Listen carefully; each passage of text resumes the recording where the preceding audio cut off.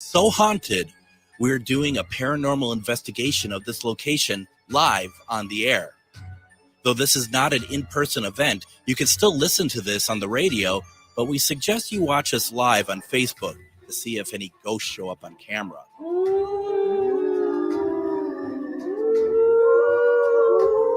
So after you take the kiddies out trick-or-treating, join us Tuesday, October 31st for a special Halloween episode of GhostBox Radio starting at 8 p.m. only on AM 950. Reach your highest level of consciousness and well-being with MetamorphosisConnections.com. MetamorphosisConnections.com is an online directory of the best holistic and metaphysical practitioners to help you make your most informed choices. You can search MetamorphosisConnections.com for classes, events, wellness and life coaches, plus metaphysical products and shops. You can also search for a wide array of healers from all modalities, including EFT, sound healing, energy healing, light therapy, ancestral healing, shamanic healing, reflexology, past life regressions, hypnotherapy, yoga, and more. And if you're not sure where to start, the search feature on MetamorphosisConnections.com is tailored to help both those who know what they are looking for and those who are just starting. Come explore the possibilities for your higher self by visiting MetamorphosisConnections.com. Their experienced practitioners can guide both beginners and those that are already on their spiritual journey. That's MetamorphosisConnection.com, your link to direct you on your spiritual transformation. This Halloween, visit and investigate one of the most haunted houses in Minnesota, the Boyd House, located in Boyd, Minnesota, just 2 hours southwest of the Twin Cities. Other people who have investigated the house heard audible, disembodied voices, seen shadows and apparitions, and so much more. Book your overnight investigation at BoydHouse217.com. No need for a hotel. You could stay in the house if you dare. With a look at your AM 950 weather, I'm Patrick Lilia. Showers and thunderstorms continue tonight with a low of 51, then Wednesday cloudy with a high of 60. Latunji's Palette is a social enterprise business built with purpose and fortified with love. Discover the best peach cobbler in the world at Latunji's Palette, 1400 Park Avenue South in Minneapolis. Visit the website at latunjispalette.com. Portions of the following program may be pre-recorded. The views expressed and the opinions given by the individual host, guest, random reptoid, or chupacabra may not necessarily reflect those of AM 950 Radio, its affiliates, or its sponsors. Now, it's time to step into the unknown.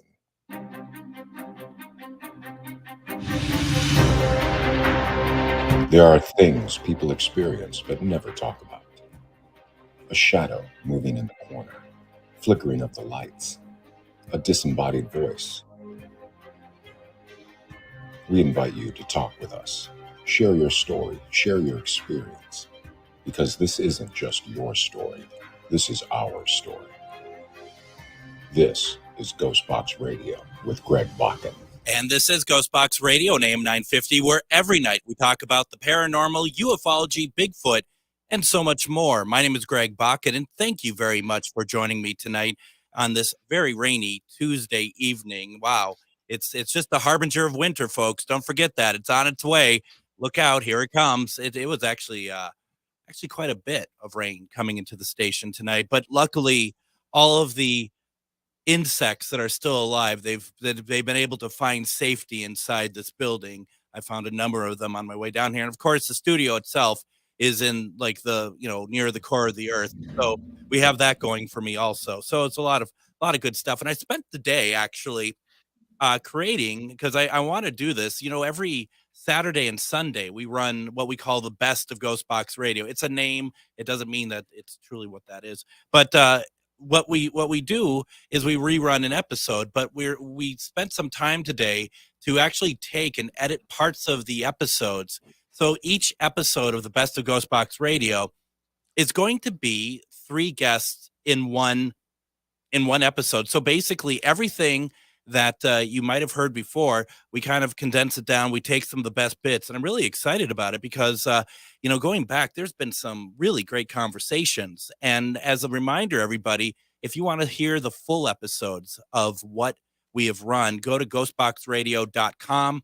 We have a lot of the episodes there. We are going to be opening up at some point for the entire library. That's about 8 years worth of radio from all the different stations I've been at and whatnot doing the show. So lots of cool stuff, lots of great interviews, and unfortunately interviews with people who are no longer with us as well. So it's quite the treasure trove of information.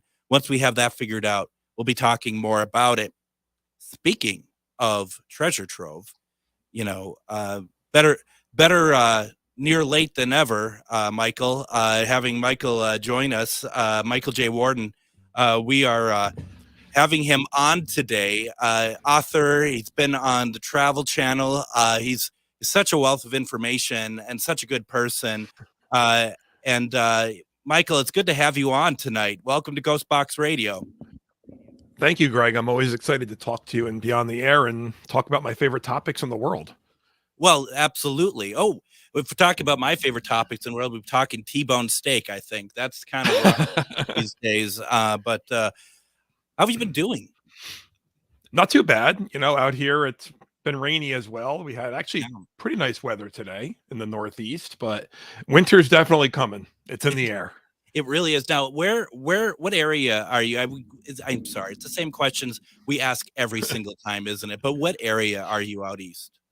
I am in Orange County, New York. So it's about 60 miles or so, I guess, north of New York City. If you drop a pin on a map where New York, New Jersey, and Pennsylvania meet on that little tiny point, that's where I am.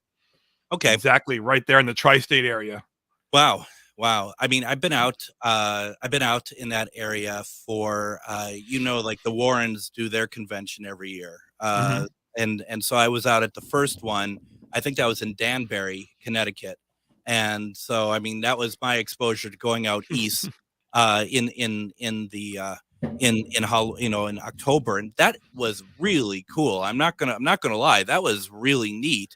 And, I just love driving around, in that area. And, like you said, I mean, we're visiting states, like we're going just up the block. I mean, they're so close together compared to out here, where it just states are hundreds of miles away from each other, not as much so as even going out west. So it was really a lot of fun. I enjoyed it a lot.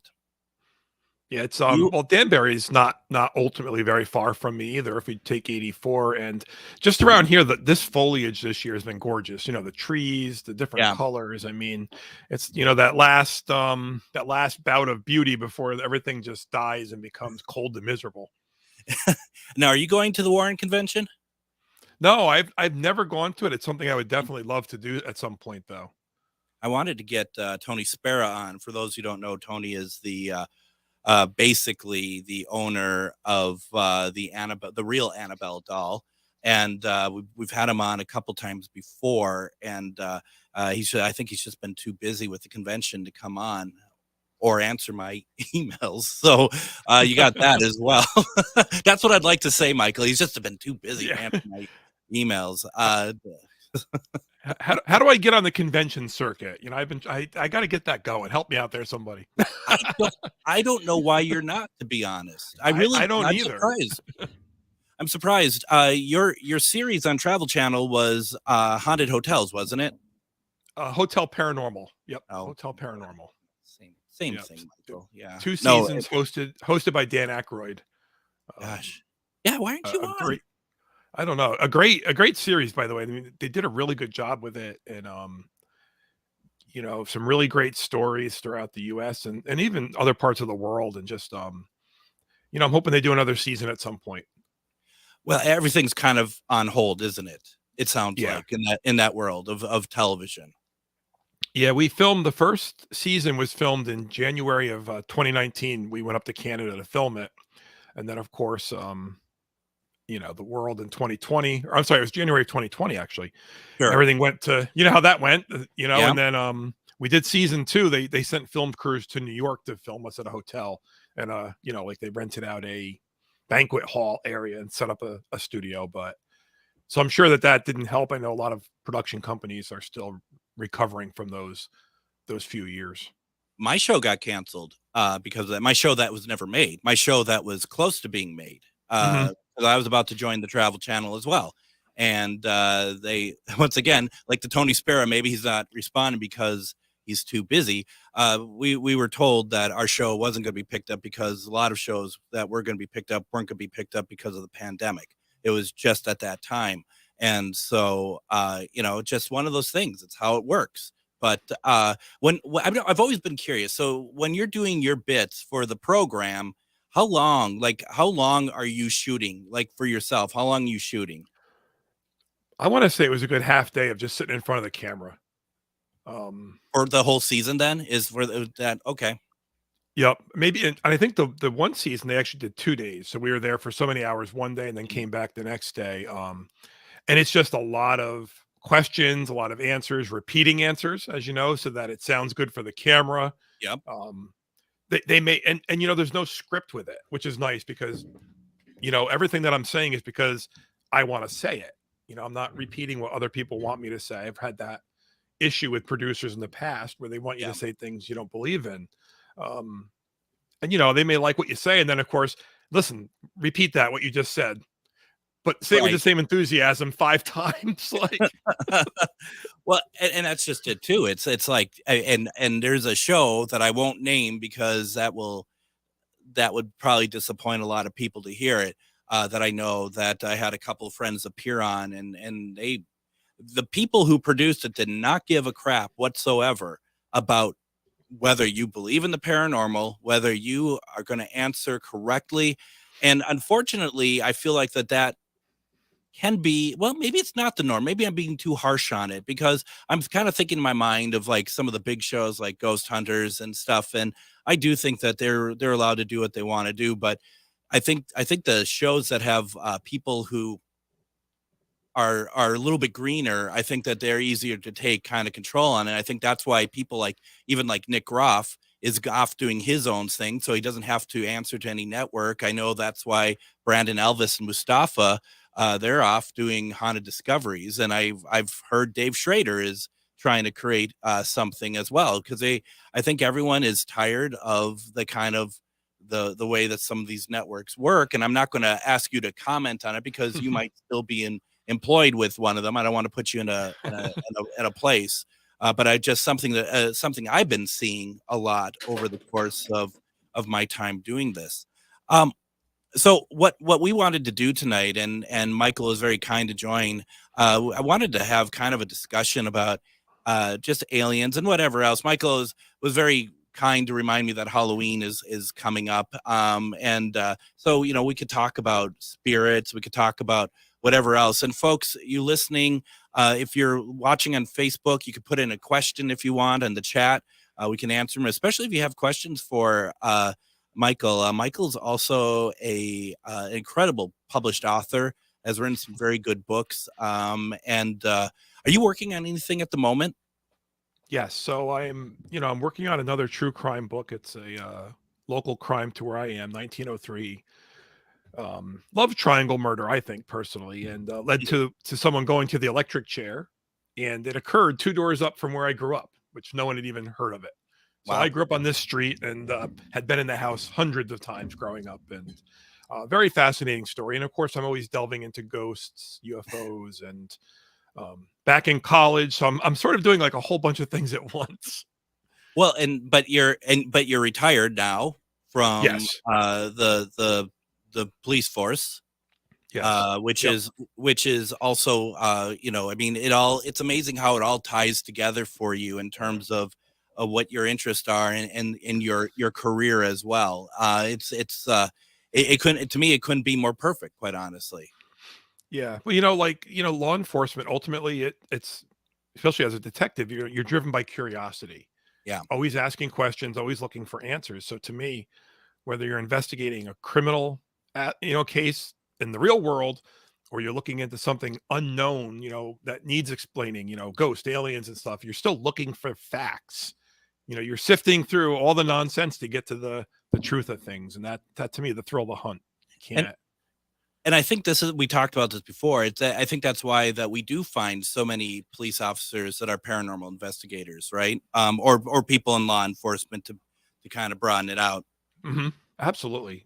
Even EMTs, first responders, anybody that's really out there on a regular basis, just, spending hours of their day either dealing with people, even EMTs, you're responding to emergencies, you're thinking quickly on your feet, you're solving a problem that's in front of you at that moment, stabilizing someone to get them to a hospital. So it's that curiosity. It drives a lot of people. And I think of a peer of yours, a fellow writer, Richard Estep. He's I believe he's an EMT, right? Day job, and then he's a writer of a lot of great books as well. So it is really interesting, and I suspect, based on what little I know on this, but I've seen like programs where we see a lot of military people that take part in this. I would assume that a lot of law enforcement take part in this too, that join like MUFON, for example, as well, for the same sort of reasons you just detailed about those who want to take part in paranormal investigating. Yes, absolutely.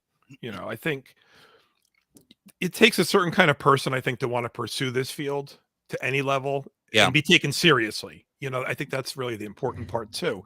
We don't just want to pursue it and find answers if you're not going to have a level of credibility behind you and integrity, so that when you put things out there, you're not running around claiming everything is paranormal. Not every light in the sky is a UFO.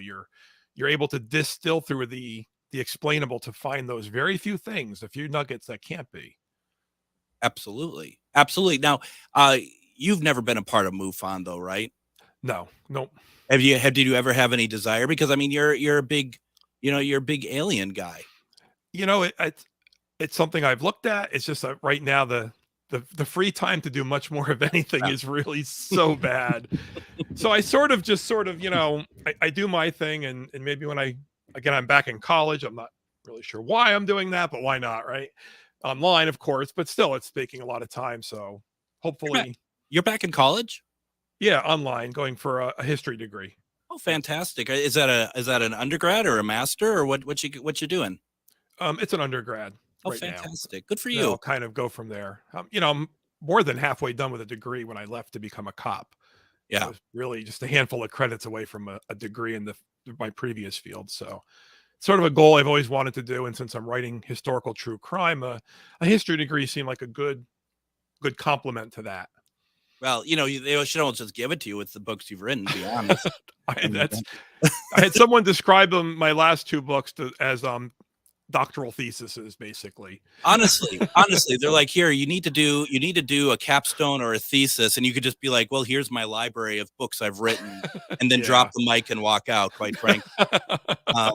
I've thought about going back as well. I've gone back twice now. I went back for my undergrad, I went back for my master's, and then I thought about doing a doctorate, but then I saw the price attached to that, and I thought, I think I'm doing all right over here. I'm probably the most educated radio host there is. I don't know how many of them have masters anyway. So why don't we go ahead and do this? Let's get in earnest with this conversation after our first break. When we come back, Michael and I are going to be talking about aliens, going to be talking about ghosts. If you have questions for Michael or myself or both, or just statements about this stuff, put in the comments. We'll talk about it. You're listening to GhostBox Radio on AM 950.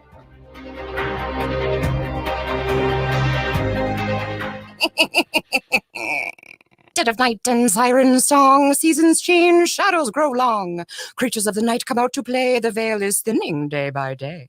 Pumpkin spice and cinnamon sticks, baby mages and magic tricks. This, my dears, is the season of the witch. So move with caution if you dare, it smells like Samhain in the air. Whatever potions you may be brewing, Magus Books has supplies for your working. Visit us at 1848 Central Avenue Northeast in Minneapolis, or magusbooks.com. Hello, I'm Jody, also known as Witch Jody on social media. I opened Midwest Witchery and Healing in historic Stillwater because as a nurse, I love to help others. When you come and visit Midwest Witchery and Healing, you will find everything from divination and magical services, classes to ritual tools, jewelries, handcrafted candles, witchy gear, and much more. My store is a safe environment for all on their own unique path. Look for the purple door. Find out more at MidwestWitcheryHealing.com. This Halloween, visit and investigate one of the most haunted houses in Minnesota, the Boyd House. located in Boyd, Minnesota, just 2 hours southwest of the Twin Cities. Other people who have investigated the house heard audible, disembodied voices, seen shadows and apparitions, and so much more. Book your overnight investigation at BoydHouse217.com. No need for a hotel. You could stay in the house if you dare. Ghost Stories and Beyond returns to Billy's Bar and Grill in Anoka November 1st at 6:30 p.m. Join Char Savoy and myself, Greg Bakun, as we host our special guest, artist Nicholas Harper, the owner of Rogue Buddha Gallery in Minneapolis. His paintings are haunting and beautiful. Come out and see some of his work and understand his artistic process. It's $10 a ticket to join in, and we'll see you on November 1st at 6:30 p.m. at Billy's in Anoka. Don't forget, burgers will be half price. We are a week away from our very special, massive, live GhostBox Radio broadcast on Halloween. It's going to start at 8 p.m., goes to 11, 3-hour tour of kind of a paranormal investigation as well as a radio show. This is going to be quite the thing. And this is going to be, we're actually going to be doing this from Midwest Witchery and Healing in Stillwater, Minnesota. This is not an event for people to show up to, but what it is, it's going to be a live broadcast that you can tune in. You can listen to it on the radio. We're going to be broadcasting on the radio, but I would suggest, if you're able to watch it on Facebook, because watching it on Facebook, because it's a paranormal investigation, we're going to have cameras set up all over this place, night vision cameras and stuff, that it's going to be possibly very interesting. I can't guarantee the ghosts. I can't guarantee that they're going to show up. We've asked, they also have not returned my emails, but it's the best that we can do, but it's going to be a lot of fun. And after you go out and take the kids trick-or-treating, why don't you come on out and, listen to us and watch us on October 31st at 8 p.m. Speaking of Halloween plans, we have Michael J. Worden with us, author, podcaster as well. Also been on been on some television, Hotel Paranormal, a lot of good stuff there. And Michael, do you have big Halloween plans this year? My big plans are taking my 7-year-old son trick-or-treating around the neighborhood and just enjoying my favorite day of the year. Honestly, I think that's what more could you want? Honestly, I mean, isn't that the kind of the joy of bringing a child out and having what's he dressing as? He wants to be a ghost, and he wants a traditional sheet with holes as eyes, and that's it. That's what he wants to be. Oh, that's fantastic. Good. Well, good for him. That's going to be a lot of fun. We are talking tonight with Michael J. Worden, and we are going to be discussing aliens and ghosts. And once again, if you have any questions, go ahead, put them in the chat. We will tackle them. Michael, do you still do the UFO podcast? Yes. Linda Zimmerman and I both do UFO Headquarters.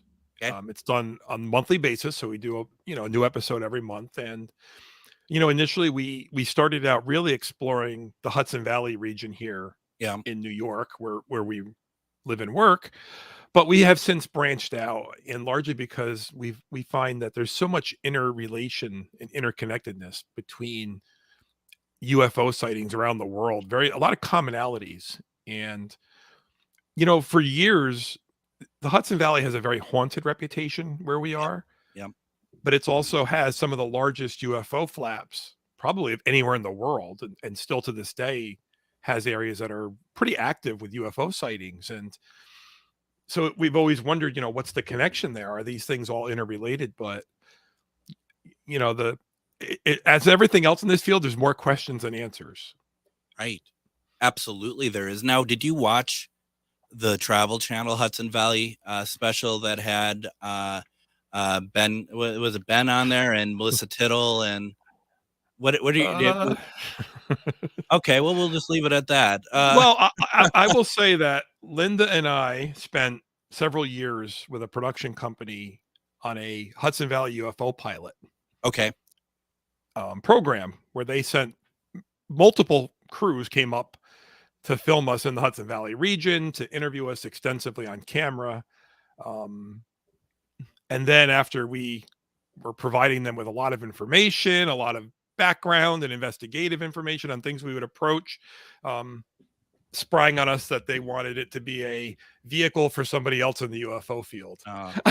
So I don't know if that's the same crew or not, but we were very unhappy about that. Here is the thing, and folks, and I see so many people in this field who want so badly to get their TV show and get their fame.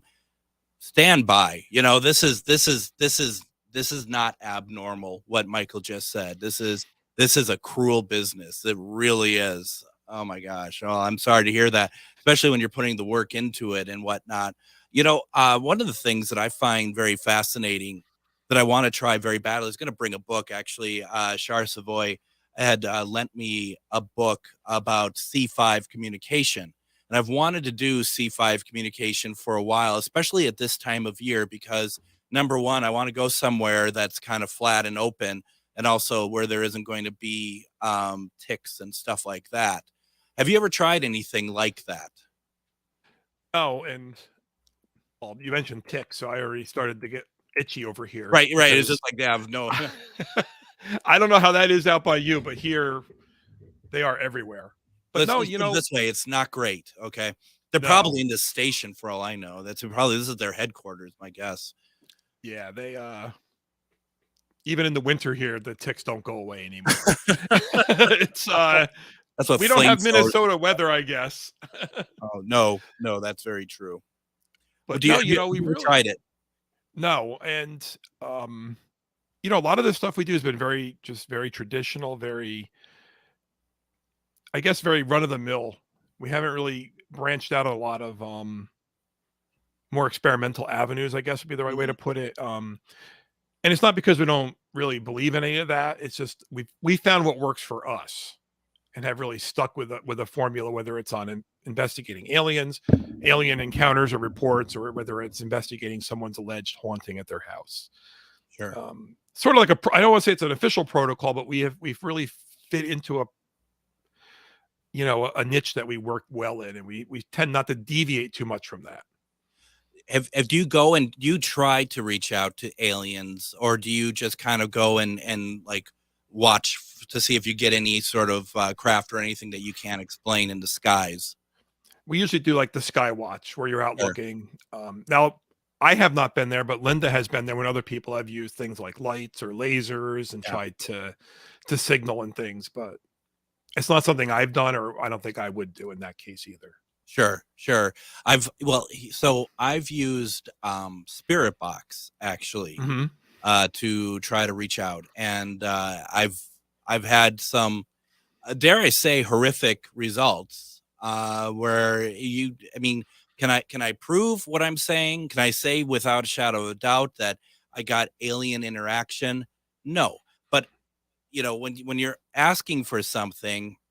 And I did it actually on a live Facebook. Some people on here might have even seen it at one point where I was using Spirit Box, and I ramped it up to go to the fastest speed on it. Then it starts going faster than what the speed is for the Spirit Box. And at one point I hear, and this is all recorded, "We are coming." And I said, "Are you coming to the Earth, or are you coming for me?" And the response was, "For you." And that's when things started to kind of go haywire. People in the chat were starting to get big headaches. I was starting to get kind of loopy from it. We stopped the session. I started texting with people afterwards, and my phone died. Like, it's dead. It's no longer a phone. So, and then it just felt like that there were entities in the house. Okay. And I get this is, tinfoil hat time over here, but truly, you can always use your animal as a barometer. And he was long gone. My cat was long gone, couldn't be seen anywhere. But the kicker was, the next day, I'm sitting there and I'm looking at something, and I look down. I'm sitting and I look down, and all of a sudden blood starts coming out of my nose. And I do not know why that would be. And it had kind of led to a succession of not so many great months that I'm personally finally starting to get out of. But the thing is, Michael, and I don't know, I'm curious your idea, like the film Signs, where it's kind of like a predator sort of, masking of these creatures. I personally firmly believe that is possible, and that's what happened. Have you given that any thought, or have you have any opinions on that? So, I think, well, first of all, the whole fact that that you have this communication or potential communication through the spirit box or the ghost box, and it's not just a random answer to a question. You're asking, about, we're coming. Well, are you coming to Earth or coming for me, for you? So it seems to be more of an intelligent answer. Yeah. Versus just hearing something random 2 times in a row that happened to be very closely related. Right. And then the nosebleed part, again, these could all be really unrelated or interconnected. Absolutely. Did you have any missing time associated with any of this? Well, so that's interesting because I did not, but the thing is, I went to bed. So what would I know? Okay. You know what I mean? Because it was at night. It was at night. I stayed up till about midnight, 12:30, talking, texting with people. Then my phone died, and then I went to bed. And it just honestly, and I don't want to try to make a mountain out of a molehill here, but it felt like that there was something in the corner of the room all night. It was just not a great feeling, and it's not one I want to revisit. And it's actually, I was a big spirit box person. I use it a lot. And since then, I've used it a handful of times. It's like it really dropped down since then, because it's like that, to me, that opened the door. That opened the door that I asked for. And it is that whole thing of like, careful for what you wish for, because it just might happen. Yeah, so I'm a really big fan of John Keel's work at the moment. Been reading a lot of his work, and really find that the longer I've been doing this field, whether it's aliens, whether it's, cryptids, looking at ghosts, the more I really find that I agree with his conclusions that, what we consider to be aliens or ghosts or cryptids are really just the same. They're a different manifestation of the same entities, and he used the term ultra terrestrials. And if they can manifest themselves, whether it's as the Mothman down there in Point Pleasant, West Virginia, which people are probably very well familiar with, or it can be as a ghost, or it can be as your classic gray. There's no reason why I don't think they can infiltrate our own minds and our own psyche, and it certainly can become very unhealthy. There's no doubt about that. I get where you're coming from with that, and I have a kind of a slightly different view on that, but it's pretty much the same in the sense that it's pretty much the same in the sense that how you go about it, how you go about getting these entities to communicate with you is the same. There is no difference. If and I think the biggest case in point is a cryptid. I think that that's where I really agree with you, that they are really not. They're not animals. They're not like a deer or a bear that just kind of is lost in this forest, and that we might see them occasionally. Because every time I've had any sort of cryptid experience, which are all Bigfoot experiences, it's always preceded by elementals. Mm-hmm. You know what I mean? So, that's interesting. I want to keep talking about that, but I want to bring up John's question here real fast. John would like to know, what are your thoughts on people that wake up at certain time and are standing there in a different part of the house, looking up outside, looking at a ship, or very bright, like moving away from your location. So I think what John is saying is that if someone is waking up and maybe it's on maybe not a regular basis, but more than once, but it's kind of reenacting the same sort of thing, and they're watching something like go away from them? Like what had just happened to them? I don't know. So, John, that's a great question, and it's something I've heard very similar reports from others who have reported having contactees, and they're not always consciously aware of the fact that they've had direct contact with an alien entity or what they believe to be an alien entity. But a lot of times, it's remembering the ship. They remember seeing either a very specific shape, the triangles are very big out here in the Hudson Valley. A lot of people see triangles, but they do see other shapes, ovals, cigar shapes, circles. But they'll remember very specifically about the ships, whether they make noise, how bright they are, how far away they are, how they block out. In some cases, people report, I can normally see the lights from the shopping mall half a mile away from my bedroom. It was big enough, it was blocking out those lights, but they won't remember much else. And it's usually perplexing to them because, again, it's very like they wake up and there they are. Sometimes they're outside the house. Sometimes they're in their bedroom. And they're not aware of anything that led up to that moment. They're not aware of anything prior to that other than they're in bed and suddenly now they're waking up and they're looking outside, or they're outside and they're seeing some type of a craft that they don't know what it is. And in those cases, the people that I've heard from usually have a very sense of dread attached to it because they don't know. There's that, what's happening to me. Right. And do you find that this, when you hear other people talk about it, is it a semi-regular occurrence or at least more than once? Yes. Yeah. Most people tend to have these recurring experiences. Definitely more than once. Yeah.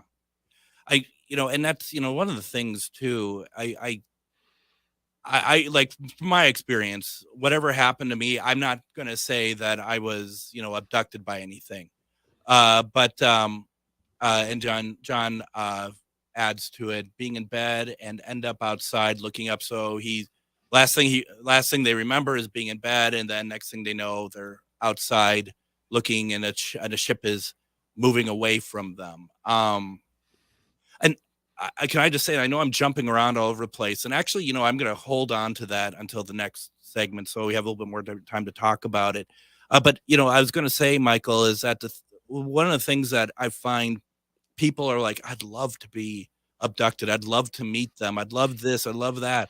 I truly careful for what you wish for, because I read a lot of books about abductions and about regular abductions of aliens that have been with these people their whole life since they were like 4 years old. It's not pleasant. There's nothing good about this. No. And I think I've probably spoke to fewer than maybe a handful of people that had positive experiences or considered it a positive experience to have had contact or been abducted. By and large, it's a terrifying experience. People don't like it. They feel violated. They're petrified. Yeah. And I also wanted to mention, kind of along what John was saying, a lot of people that wake up and have these sudden experiences, they find out when talking to other family members that this is something others have had in the family. It's often generational. So they may not be aware of it, but some guy who's in his 40s finds out that his father had this same type of issue when he was younger, or his grandfather, and you start to find out that this is generational in families. It's not talked about. And it's the same thing with abductions and contact. Typically when families, there's that shame, there's that, I think a lot of people don't know how to bring it up. They don't know what's even going on. They're not confident enough to say it's really happening. But when the people start to put it out there and talk as families, all of a sudden it starts to come out, well, when I was a kid, this happened, or, sure, I had this happen when I was your age, or things like that. And I think it's very common. But as for abductions being positive, very few people, from my experience, report positive experiences. It's not something they look forward to. And I don't certainly encourage people to ask to be abducted. I don't want to be abducted. No. I mean, and because like, for example, whatever happened to me, it might be nothing. It might be just my a lot of coincidental things adding up to be, making 2 + 2 = 7 or something. You know what I mean? but still, even that was frightening enough. Michael, I'm going to see if I can find a picture during break here. I'm going to send it to you, and I want to talk about it when we get back. It's something that John Marson and I have experienced together, if I can find it in time. Okay, awesome. So what we're going to do here is we're going to go ahead, take another break. When we come back, we're going to continue our conversation. Anyone else who has questions for Michael, please put them in the chat. We're more than happy to answer them. You're listening to GhostBox Radio on AM 950.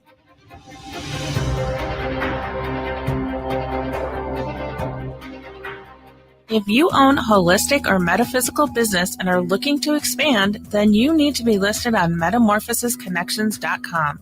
It's a network where you can grow with like-minded practitioners and reach new clients.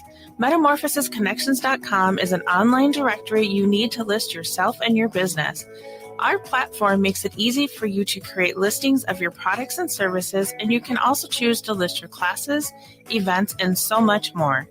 Metamorphosisconnections.com helps you create weekly and monthly promotional ads targeted towards your potential clients and promotes them for you via social media and newsletter. There are clients searching for your specialty right now. Let us help them find you. Start your listing today so you can share your own unique gifts and talents by finding the level of membership that best fits your needs. Let us help you reach your clients that are searching for what you do. Visit metamorphosisconnections.com and sign up today. Hello, I'm Jody, also known as Witch Jody on social media. I opened Midwest Witchery and Healing in historic Stillwater because as a nurse, I love to help others. When you come and visit Midwest Witchery and Healing, you will find everything from divination and magical services, classes to ritual tools, jewelries, handcrafted candles, witchy gear, and much more. My store is a safe environment for all on their own unique path. Look for the purple door. Find out more at MidwestWitcheryHealing.com. This Halloween, visit and investigate one of the most haunted houses in Minnesota, the Boyd House, located in Boyd, Minnesota, just 2 hours southwest of the Twin Cities. Other people who have investigated the house heard audible, disembodied voices, seen shadows and apparitions, and so much more. Book your overnight investigation at BoydHouse217.com. No need for a hotel. You could stay in the house if you dare. With a look at your AM 950 weather, I'm Patrick Lilia. Showers and thunderstorms continue tonight with a low of 51, then Wednesday cloudy with a high of 60. Latunji's Palette is a social enterprise business built with purpose and fortified with love. Discover the best peach cobbler in the world at Latunji's Palette, 1400 Park Avenue South in Minneapolis. Visit the website at latunjispalette.com. AM 950, the progressive voice of Minnesota. And join me tomorrow on GhostBox Radio with Greg Bakun. We're going to have on author Anna Maria Manalo. She's going to talk to us about her brand new book, The Infernal, 3 Students in a Rental Cursed by a Witch. If you've listened to the show, we had her on in August and scared the hell out of everyone, including Adam, who runs the board, with actually true stories that were pretty chilling with the night visitant. So definitely check us out tomorrow. She's great to have on, and it's going to be a great program as well. Really, really looking forward to it. But right now, we are having a fantastic conversation with Michael J. Worden. We've been talking about aliens. We've been talking about what he's been experiencing and helping people understand things a little bit better. Now, Michael, did you get the picture I sent over to you? Oh, I'm looking right now. Yes. Now take a look at. Have you ever seen that before? No. So, folks, what it is, and I've talked about this before. I think I've when Sherilyn Carter was on the program, I think I shared this with her. Something that John and I had saw in his backyard. He's in a very rural area, a very clean nighttime sky. If I had time, I'd put it up on the screen for everyone to see. But for those who want to know, it's basically a circle appears in the sky, and then ships come out through it. And what we had seen was the circle in the sky, if you will, and then a ship come out and it drops and it moves forward, and right away another one comes out and drops and moves forward. And John and I probably seen what, John? Literally like 70 of them. We just sat there and we watched and we watched and we watched, and we just stopped watching. It was still happening. And people are like, well, that's Skylink. That is not Skylink. That is absolutely not Skylink. So it was very strange. And then when I saw that picture on Facebook, someone posted that. Yeah, John says we stopped counting. That's totally the case. When I saw that picture, I sent it over to John. I'm like, does this look familiar to you? And he's like, absolutely. So Michael, that I wanted you to see that. It's crazy. It is truly crazy. Yeah, that's and how many ships did you see coming out? I thought we saw like nearly 70 of them, but like John said, we stopped counting. I mean, it's almost like we got bored with it, because it's just like, gosh, does this not end? I mean, it just kept coming out and coming out. And it's like, where are these ships going? On a very on a tangential point, John's like well over 70. Okay. I'm happy to hear. I'm glad I'm not like inflating numbers over here. But also in that area where he lives, and I'm not going to say where it is because no one, that's his business where he lives. But there was a UFO sighting the night before, and it made it into the local email group or chat group or whatever else, and there was pictures of it. And then when they went to go look, like John and his wife Chris were going to show me it, they saw that the picture had been removed from the group. So it's like, okay, well, and that could just very well be that they debunked it and they thought, well, this is silly, and they took it off. I mean, it doesn't necessarily mean it's the X-Files, but it's also very interesting. It all kind of happened at once. Right. That's fascinating. I would like to learn more about that, actually. I've heard accounts where they come out of what appears to be clouds, but never like what that drawing that you just sent was. I'm going to be sending that to my friend Linda tomorrow. Like, hey, what do you think? Have you heard of this? Now, it's interesting that you bring up clouds. So my friend Robert, who actually rents my basement, he came home yesterday and he's just like, I got to tell you what I saw. And he's driving in St. Michael, which is where I live. And he saw this massive, I think he said like kind of a cloud that was just thin and straight up and down. And it like emulated light from it, and it was moving, but it was moving very, very fast, and it moved so fast, and it was a very cloudy day yesterday, and it moved behind another big cloud, and he said that big cloud reminded him of like the cloud that would precede the ship in Independence Day. Okay. But it moved behind it. Where in Independence Day, you saw the cloud and then the ships would come through. Whatever this was, which was lighter, it was white. It moved behind the cloud, the dark cloud, which also would have to mean that it's going the opposite direction of the cloud system coming in. Right. So, and it's like, wow, that's pretty crazy. And once again, I don't have an answer for it. And he said it moved so fast he couldn't get like video of it. That I definitely believe. Right. And for all we know, it could be, and I'm not doubting what he says, but for all we know, it could be light on a plane that creates some sort of like, because it's partly cloudy, it's sunset, anything can happen. But he's a pretty smart guy. So for him to be like, this was happening and I don't have an answer for it.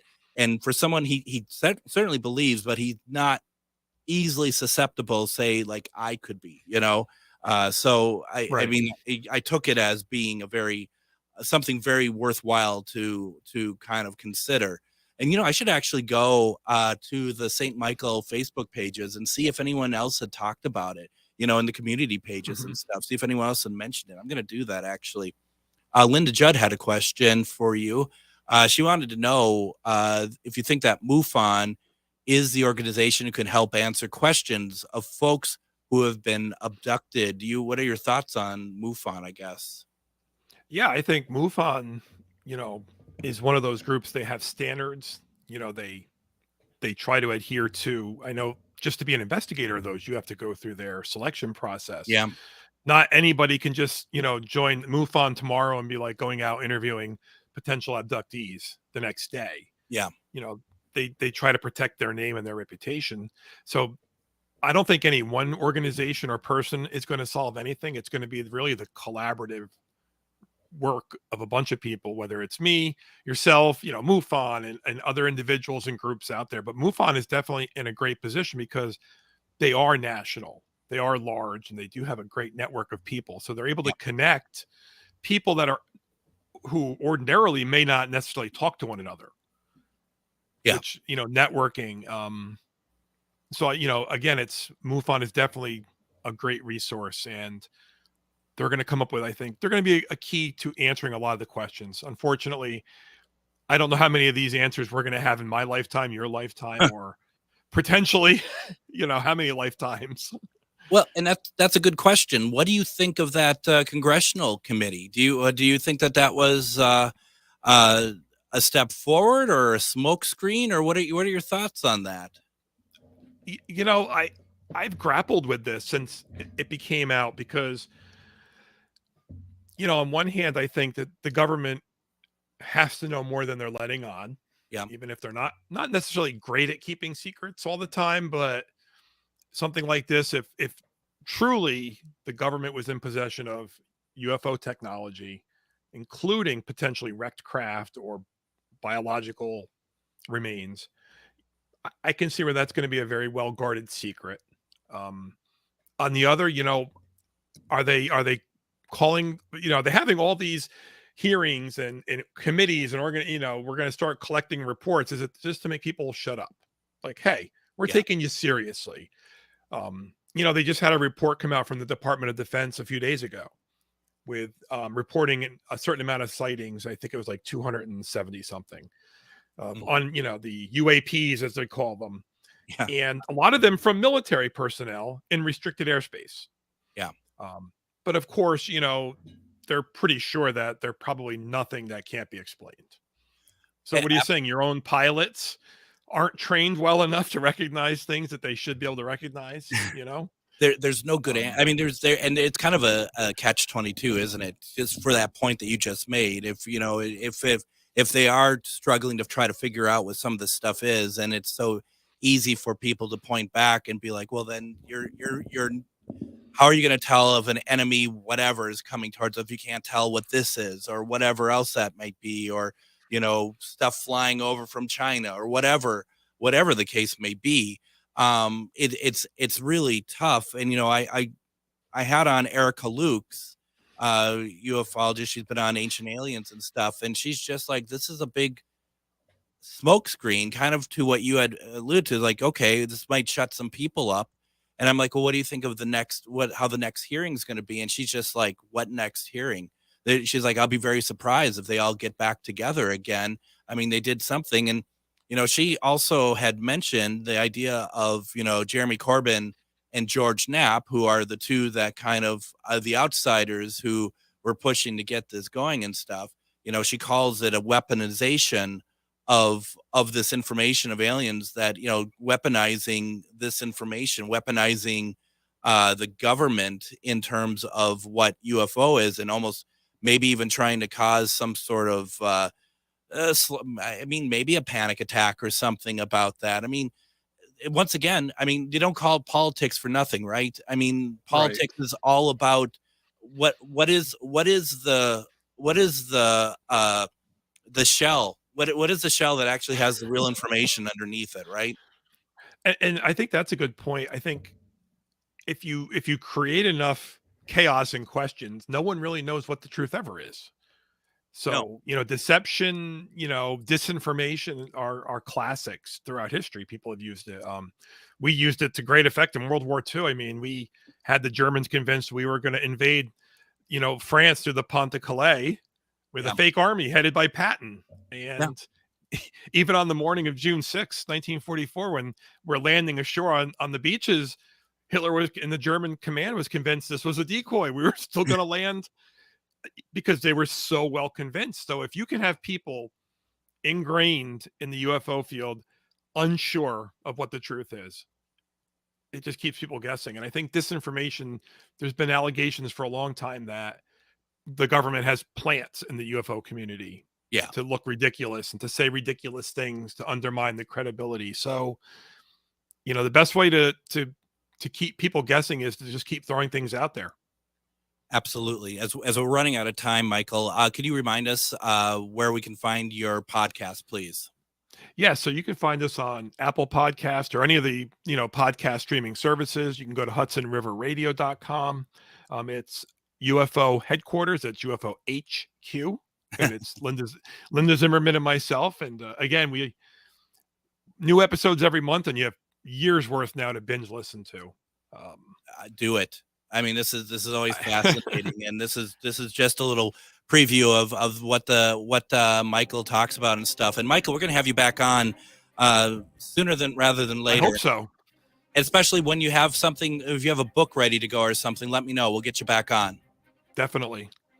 Michael J. Worden, thank you very much for joining us tonight. Really appreciate it.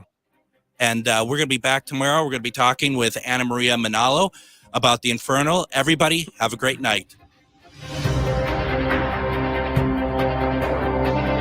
Join me, Tom Hartman, where smart people get their news. The Tom Hartman Program on AM 950 KTNF, St. Louis Park, Minneapolis.